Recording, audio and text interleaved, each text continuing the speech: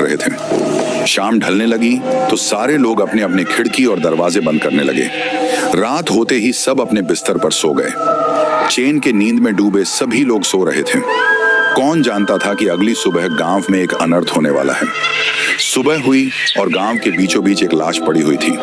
वह इंसान कोई गांव का ही था। यह देख सब लोग रो पड़े, लेकिन एक चीज लाश के पीछे उस सुनहरे पेड़ पर थी। उसे आज तक किसी ने गांव में कभी नहीं देखा था।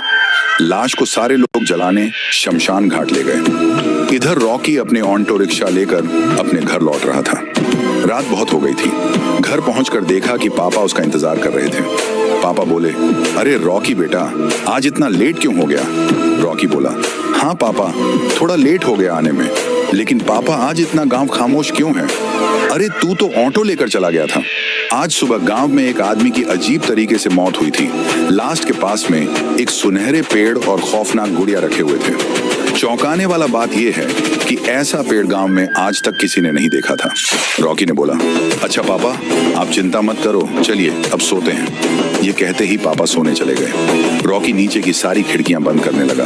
फिर जाकर देखा तो पापा सो चुके थे और फिर रॉकी भी बिस्तर पर लेट गया और सोचने लगा कि सुबह जल्दी उठाना है। ठीक रात के 12 बजे उसकी नींद खुल गई। वह खामोश होकर बाहर देखने लगा। अचानक एक परछाई जैसी सफेद इंसान की शक्ल उड़ती हुई दिखाई दी। रॉकी डर गया, फिर साहस करके बोला, तू उस दिन आया था, मेरा भाई बोला था, लेकिन तू मेरे पास क्यों आता है? आत्मा ने जवाब दिया, एक दिन की बात है।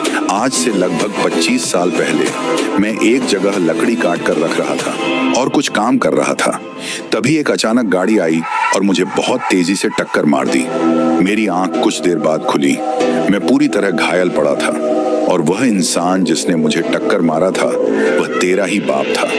अगर तेरा बाप चाहता तो मुझे उसी गाड़ी में उठाकर अस्पताल ले जाता। शायद मैं आज जिंदा होता, पर तेरे बाप ने तुझसे झूठ बोला और सच को छुपा लिया। असल में तेरा भाई कोई था ही नहीं। फिर अचानक मेरी आंख खुलती है और सिर दुखता हुआ मैं खिड़की से नीचे देखता हूँ कि सुबह हो गई है। अब मुझे यह पता चलता है कि यह सब मेरा एक बुरा सपना था।